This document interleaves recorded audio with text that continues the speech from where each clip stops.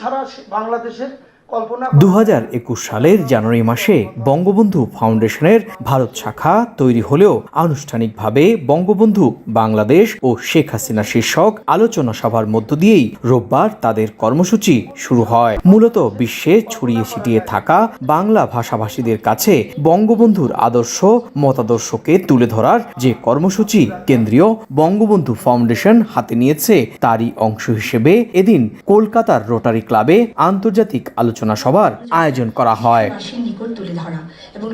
অনুষ্ঠানে প্রধান অতিথি হিসেবে বাংলাদেশের কৃষিমন্ত্রী আব্দুর রাজ্জাক ছাড়াও বিশেষ অতিথি ছিলেন পশ্চিমবঙ্গ রাজ্য সরকারের সমবায় মন্ত্রী অরূপ রায়, কলকাতায় নিযুক্ত বাংলাদেশের উপহাই কমিশনার আন্দালিব ইলিয়াস। এছাড়াও উপস্থিত ছিলেন বঙ্গবন্ধু ফাউন্ডেশনের কেন্দ্রীয় ও স্থানীয় নেতারা। সভায় ঐতিহাসিক 7 মার্চের ভাষণ, মুক্তিযুদ্ধ এবং 1975-এর কালো সেই সব দিনের স্মৃতিকথা তুলে ধরা হয়। আলোচনায় উঠে আসে ভারত বাংলাদেশের বন্ধুত্ব এবং সমস্যার কথাও। এদিন অনুষ্ঠানে আমন্ত্রিত অতিথিদের হাতে ক্রেস্ট তুলে দেওয়া হয়। আলোচনা শেষে চলে সাংস্কৃতিক আয়োজনও।